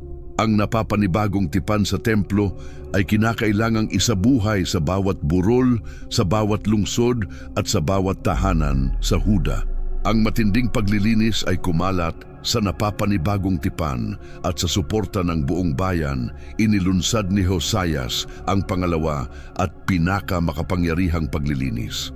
Ito ay isang matinding yugto ng kanyang reforma. Kung ang unang paglilinis ay ipinanganak mula sa kasigasigan, ang ikalawa ay pinangunahan ng isang malay na kasigasigan na hinuhubog ng tiyak na teksto ng batas ng Diyos. Hindi na lamang ito tungkol sa pagtanggal ng idolatriya sa pangkalahatan. Ito ay tungkol sa tumpak at tiyak na pag-aalis ng lahat ng kasuklam-suklam na gawain na binanggit sa bagong natuklasang aklat at gawin ito ng may hindi matitinag na determinasyon. Nagsimula ang paglilinis muli sa pinakabanal na lugar, ang templo sa Jerusalem. Inutusan ni Hosayas ang mataas na pari na si Hilkias at ang iba pang mga pari na alisin mula sa santuwaryo ang lahat ng bagay na nauugnay sa paganong pagsamba. Sa paghahari ni Manases, ang templo ay naging isang panteon ng mga Diyos. Dinala ng mga pari ang lahat ng gamit na ginawa para kay Baal, kay Asera at para sa buong hukbo ng mga langit, ang pagsamba sa mga bituin. Ang mga bagay na ito na dating itinuturing na banal ng mga nagtalikod ay inalis mula sa Jerusalem at dinala sa lambak ng Cedron kung saan sila ay sinunog hanggang maging abo. Ang mga abo ay dinala sa Bethel, ang orihinal na lugar ng kasalanan ni Jeroboam, isang simbolikong kilos na nagbabalik ng karumihan sa pinagmulan nito. Pagkatapos, hinarap ni Hosayas ang mismong Asera, ang imahe ng Diyosa na tahasang inilagay ni Manases sa bahay ng Diyos ay tinanggal at sinunog.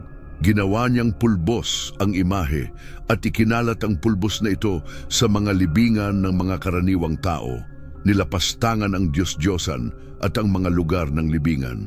Sumunod, tinuwa ni Josias ang infrastruktura ng mga tao ng idolatria.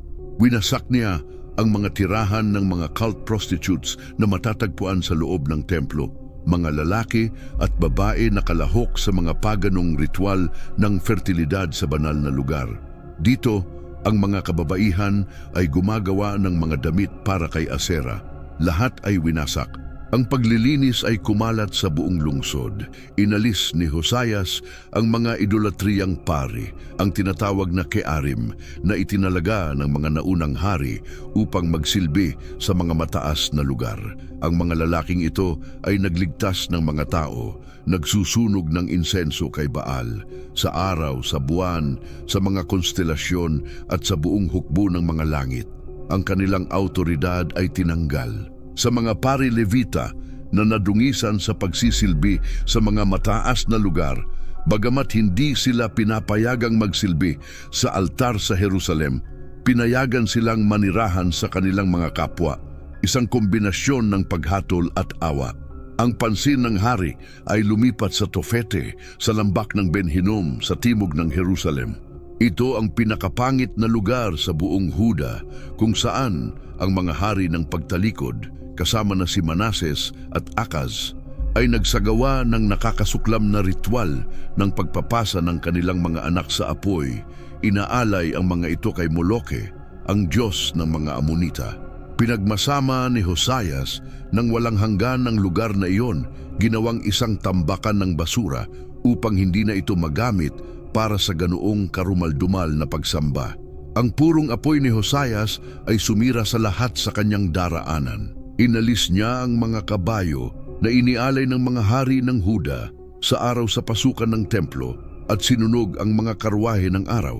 Sinira niya ang mga altar na itinayo ni Manases sa dalawang looban ng templo at pati na rin ang mga nasa terasa ng palasyo. Binusted ang lahat at inihagis ang alikabok sa Cedron. Pati na rin ang mga sinaunang kasalanan ni Solomon ay hindi nakaligtas sa kanyang kasigasigan. Pinagmasama ni Hosayas ang mga mataas na lugar na itinayo ni Solomon sa kanyang katandaan sa harap ng Jerusalem para kay Astarote, ang diyosa ng mga Sidonyo, para kay Chemos, ang Diyos ng Moab, at kay Milcom, ang Diyos ng mga Amonita. Ang mga santuaryong ito na naging isang mantsa sa tanawin ng halos 300 taon ay sa wakas ay winasak. Ang reforma ay isang kumpletong paglilinis, isang pag-aalis mula sa ugat ng lahat ng lumalabag sa una at ikalawang utos. Ang plano ni Hosayas ay muling iguhit ang espiritual na mapa ng kanyang kaharian, wasakin ang mga siglo ng mga pagpapahintulot at sinkretismo. Bawat altar na winasak, bawat idolo na sinunog ay isang akto ng pagsunod sa salita ng tipan na kanyang binasa. Ipinakita niya sa pamamagitan ng kanyang mga gawa na siya at ang kanyang bayan ay seryoso sa pangako ng pagsunod sa Panginoon ng buong puso. Ang apoy na nasusunog sa lambak ng Cedron ay isang simbolo ng matinding pagmamahal ng isang hari para sa kabanalan ng kanyang Diyos. Ang misyon sa Bethel ay tinupad ang isang sinaunang propesya.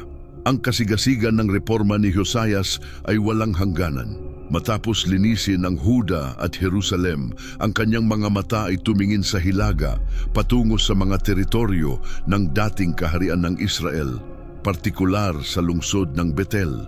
Ang Bethel ay hindi isang ordinaryong lungsod. Ito ang simbolikong epicenter ng pagtalikod ng kaharian sa hilaga.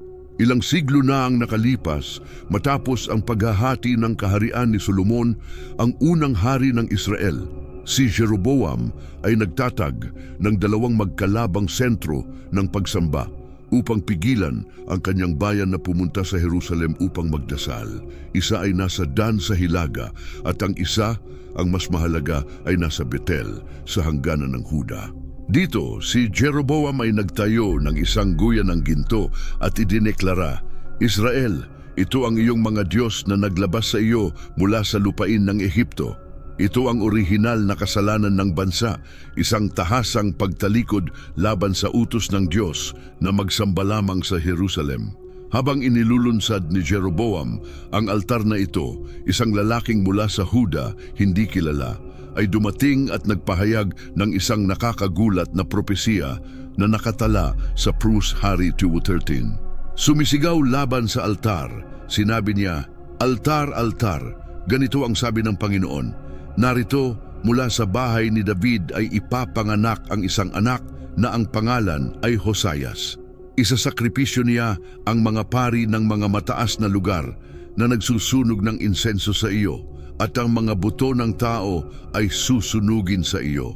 Ito ay isang napakatumpak na propesiya na binanggit ang pangalang Hosias higit sa 300 taon bago siya ipinanganak. Ngayon, 3 siglo ang lumipas, si Hosias, ang anak ni David, ay dumating sa Betel upang tupdin ang lumang salita ng Panginoon. Sa isang makasaysayang determinasyon, siya ay lumapit ng direkta sa altar ni Jeroboam na ginagamit pa. Iniutos niya ang paggiba nito. Ang mga bato ay ibinagsak at ang poste ni Asera na nasa tabi ay sinunog. Ang altar mismo ay pirapiraso at naging abo. Habang binabantayan ang pagkawasak, itinaas ni Hosias ang kanyang mata at nakita ang mga libingan sa dalisdis ng bundok. Tinanong niya kung kanino ang mga libingang iyon. Informed siya na ang isa sa mga libingan ay para sa lalaking mula sa Juda na nagpahayag ng eksaktong ginagawa ni Hosias sa oras na iyon. Sa tabi nito ay ang libingan ng matandang propeta ng Betel na niloko siya, ngunit humiling na mailibing sa tabi niya. Pagkarinig nito, ipinakita ni Hosias ang respeto sa salita ng propesya. Hayaan siyang magpahinga, walang maggalaw sa kanyang mga buto, kaya ang mga labi ng propetang naghayag ng paghuhusga ay napanatili. Ngunit pagkatapos ay tinupad ni Hosias ang pangalawa at pinakamahalagang bahagi ng propesya. Inutusan niyang buksan ang iba pang mga libingan, ang mga libingan ng mga pari at mga idolatriyang sumasamba sa Betel. Inalis nila ang mga buto mula sa mga kalansay at sinunog ang mga ito sa ibabaw ng mga labi ng altar na giba. Ito ang pinakamataas na akto ng pagpaparumi. Ayon sa Levitikong batas, ang pakikisalamuha sa isang bangkay ay nagdudulot ng karumihan.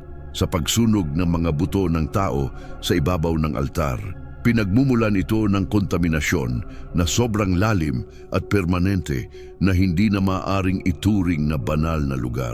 Tinupad niya ang propesiya sa pamamagitan ng pagsakripisyo ng mga pari na patay sa kanilang sarili sa ibabaw ng kanilang sariling altar na korupto.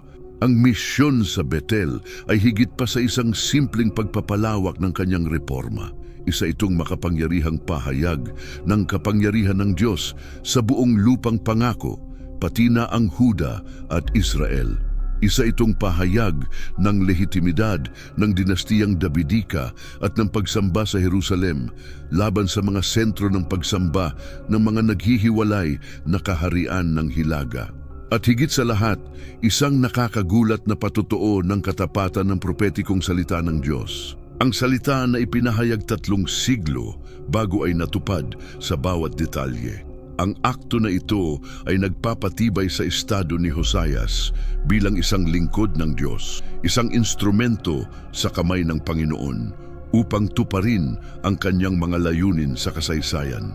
Ang pagkawasak ng altar sa Betel ay hindi lamang pagtatapos ng isang idolatriyang santuwaryo. Iyon ay pagtatapos ng isang mahaba at masakit na kabanata sa kasaysayan ng Israel, ang kabanata na nagsimula sa pagtalikod ni Jeroboam at nagwakas sa pagkatapon ng hilagang kaharian. Si Hosias, ang hari ng Huda, ay nililinis ang mga espiritual na guho ng kanyang kapatid na bansa. Tinutupad ang isang propesiya at ipinapakita na ang salita ng Diyos ay hindi kailanman bumabalik ng walang bisa. Ang pinakamagandang Paskwa mula pa noong panahon ni Samuel, pagkatapos ng radikal na paglilinis ng idolatriya, pumasok ang reforma ni Hosias sa huling yugto at pinakamataas na bahagi nito, ang pagbabalik ng tunay na pagsamba. Hindi sapat na gibaing lahat ng masama, mahalaga ring muling itayo ang mabuti.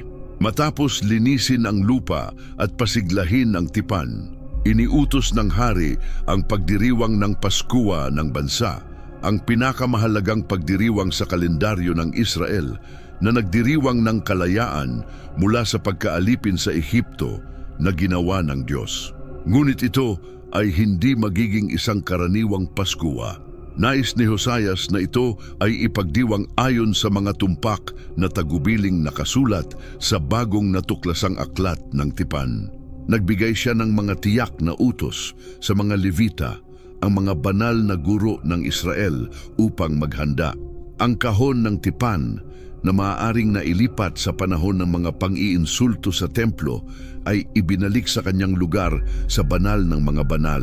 Ang mga pari at Levita ay inorganisa sa kanilang mga dibisyon ayon sa mga tagubilin ni David at Solomon. Ang lohistika para sa kaganapang ito ay monumental.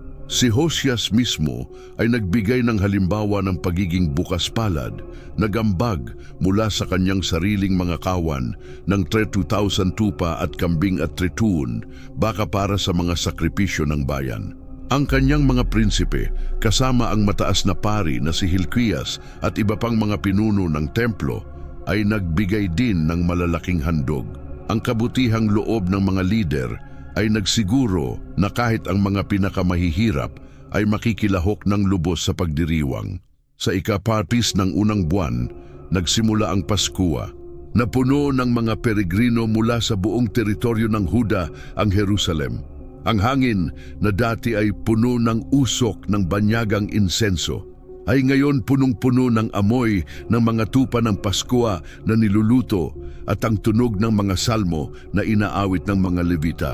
Ang mga pari ay nagsasalin ng dugo ng mga sakripisyo sa altar habang ang mga Levita ay naghahanda ng mga hayop, tumpak na sumusunod sa mga ritual na itinakda sa batas.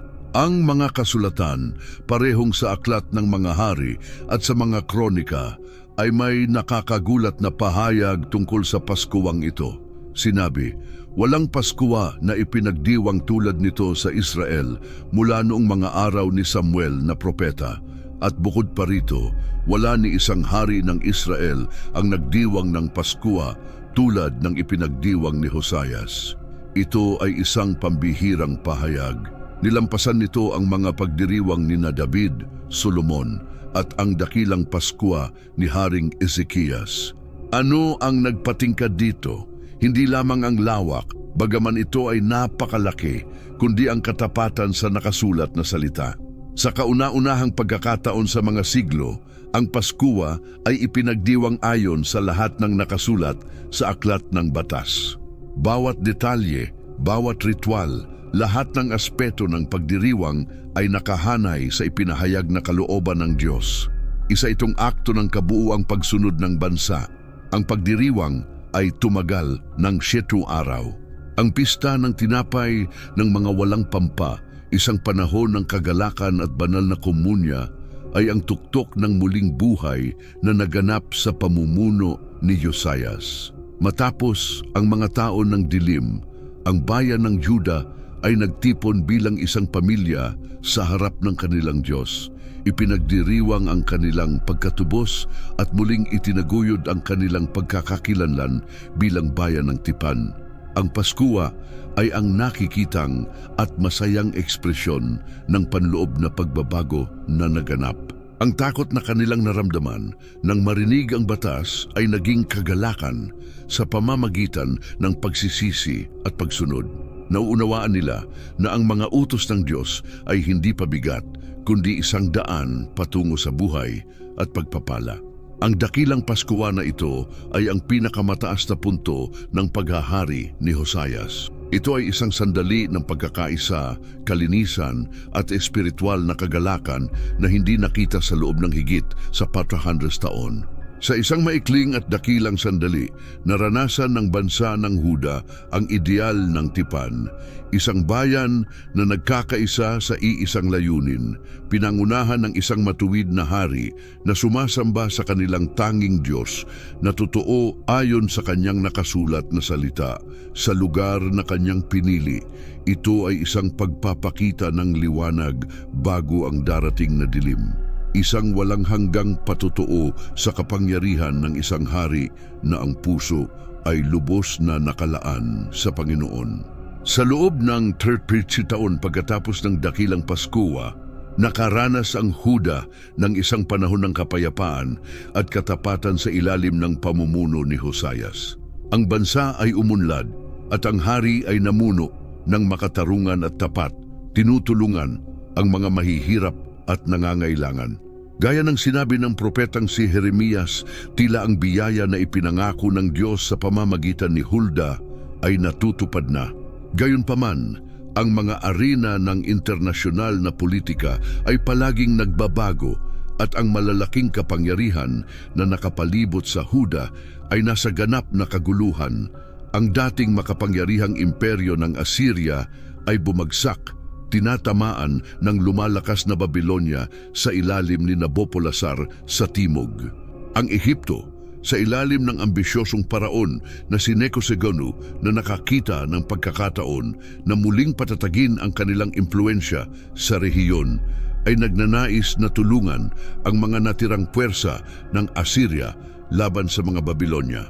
Noong 609 BC, nagsimula si Paraon Neco sa kanyang paglalakbay patungong Hilaga sa kahabaan ng baybayin ng Via Maris, na may layuning makipag-ugnayan sa mga puwersang Asiryo sa ilog Euphrates. Ang kanyang daraanan ay dadalhin siya sa lambak ng Jezreel, dumaan sa estratehikong lungsod ng Megiddo, isang lugar na sa buong kasaysayan ay naging saksi sa maraming labanan. Dahil sa mga dahilan na hindi ganap na ipinaliwanag ng Biblia, gumawa si Hosayas ng isang desisyong malasakit.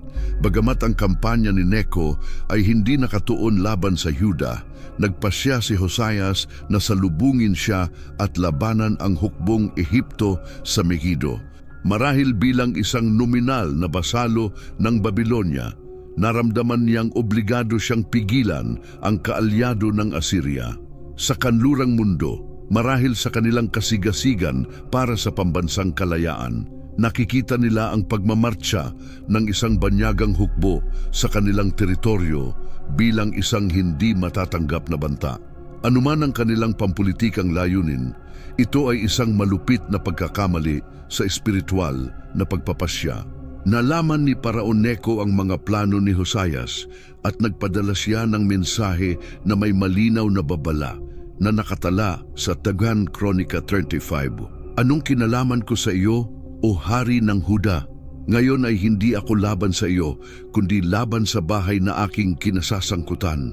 Inutusan ako ng Diyos na magmadali. Huwag mong labanan ng Diyos na kasama ko, upang hindi kanya tuluyang sirain. Nakakatawa at malungkot na ang isang paganong hari ay nag-aangkin ng kautusan mula sa Diyos. Ngunit, sa pagkakataong ito, tila totoo. Ito ay totoo. Ipinapaalam ni Neco kay Hosayas na ang kanyang misyon ay iniutos ng Diyos at ang pagsalungat dito ay magiging pagsalungat sa mismong Diyos. Ngunit si Josias, ang hari na naging sensitibo sa tinig ng Diyos sa aklat, sa pagkakataong ito ay hindi ito narinig. Ibinawas niya ang mga salita ni Neco na lumabas sa bibig ng Diyos. Nagdamit siya ng pangtakip, marahil upang hindi maging madaling target at pumunta sa labanan sa kapatagan ng Megiddo. Ang maliit na hukbo ng Huda ay hindi kayang tapatan ang makapangyarihang makina ng digma ng Ehipto. Ang labanan ay mabilis at magulo. Sa gitna ng laban, ang mga mamamana ng Ehipto ay natamaan ang kanilang target. Bumagsak ang isang ulan ng mga palaso sa kaharian ng hari at si Haring Hosayas ay malubhang nasugatan. Sa kanyang huling hininga, sinabi niya sa kanyang mga lingkod, "Ilabas ninyo ako dahil ako'y malubhang nasugatan." Inilipat siya mula sa kanyang karwahe ng digmaan patungo sa isa pa at dinala pabalik sa Jerusalem. Dito, ang pinakamahalagang hari ng Israel, ang matuwid na tagapagreforma, ay namatay sa edad na 39. Ang balita ng kanyang kamatayan ay mabilis na kumalat. Ang kanyang pagpanaw ay nagdulot ng isang malalim at malungkot na pagdadalamhati sa buong bansa. Hindi lamang ito ang sakit ng pagkawala ng isang minamahal na hari. Ito ay ang pagkalito at pagkabigla ng kanyang biglaang at marahas Paano ang hari na ipinangako ng Diyos na makikipagtipan sa kapayapaan sa kanyang libingan ay mamatay sa ganoong paraan? Ang pangako sa pagsusuri ay nangangahulugang mamamatay siya bago pa man masaksihan ang pagkawasak ng Jerusalem. At sa ganitong paraan, ito ay natupad. Ngunit ang kanyang pagkamatay sa labanan ay isang matinding dagok sa moral ng bansa. Ang buong bayan ng Huda at Jerusalem ay nagluksa sa pagkamatay ni Hosayas. Inisip ng propeta Jeremias ang isang awit ng pamamaalam para sa kanya, at ang pagdadalamhati para kay Hosayas ay naging isang kaugalian sa Israel, isang simbolo ng pinakamadilim na araw na kanilang natatandaan. Ang kamatayan ni Hosayas ay nagmarka ng pagtatapos ng huling pag-asa para sa Juda. Ang kanyang reforma, bagamat malalim, ay hindi nagbago ng permanente sa puso ng nakararami. Sa kanyang kamatayan, ang mga hadlang na naghahadlang sa agos ng idolatria at katiwalian ay gumiba. Ang kanyang mga kahalili ay mahina at masama, at mabilis na napunta ang bansa sa isang sakunang hinulaan ni Propetisa Hulda. Ang anino ng paraon sa labanan ng Megiddo ay naging ang mahabang anino ng pagkatapon ng Babylonia. Ang pinakamahalagang hari ay bumagsak, at kasama siya ang huling pagkakataon ng Huda. Ganito nagtapos ang makatawid na kwento ng buhay ni Hosayas, isang hari na nagsimula sa trono bilang isang bata sa isang kaharian ng abo, at iniwan ito bilang isang espiritual na higante. Ang kanyang malupit na pagtatapos sa Megiddo ay hindi nagbabawas sa kaluwalhatian ng kanyang pamamahala. Siya ay talagang isa sa mga pinakabatang at pinakamalaki, hindi dahil sa mga tagumpay sa digmaan o yaman, kundi dahil sa kondisyon ng kanyang puso. Sa mga panahon ng halos kumpletong dilim, pinili niya ang liwanag na tagpuan ang nakalimutang salita ng Diyos at ibinalik ito sa sentro ng buhay ng kanyang bansa. At tinuruan niya tayo na walang leader na masyadong bata, walang sitwasyon na hindi kayang baguhin, walang katiwalian na hindi kayang ayusin ng isang pusong mapagpakumbaba at nagsisisi. Ang pamana ni Hosayas ay hindi isang tagumpay sa larangan ng digmaan, kundi isang templo na nilinis, isang tipan na pinalakas, at isang Paskua na ipinagdiriwang ng may dalisay na puso. Ang kanyang kwento ay nagpapakita sa atin na ang ating sarili sa mga sulok ng ating buhay, hanapin ang salita ng Diyos na ating binabaliwala at hayaan itong baguhin tayo, pagalingin tayo at gabayan tayo. Kung ang tapang ng batang hari na ito sa paglilinis ng kanyang bansa ay nakapagbigay inspirasyon sa iyo, isulat ito sa komento. Ang isang pusong masunurin ay kayang buuin muli ang anumang guho. Mag-subscribe upang patuloy na matuklasan ang yaman ng kasulatan at ibahagi ang video na ito sa mga taong kailangang maalala na hindi pa huli upang magbalik sa unang pahina ng tipan. Ayun na!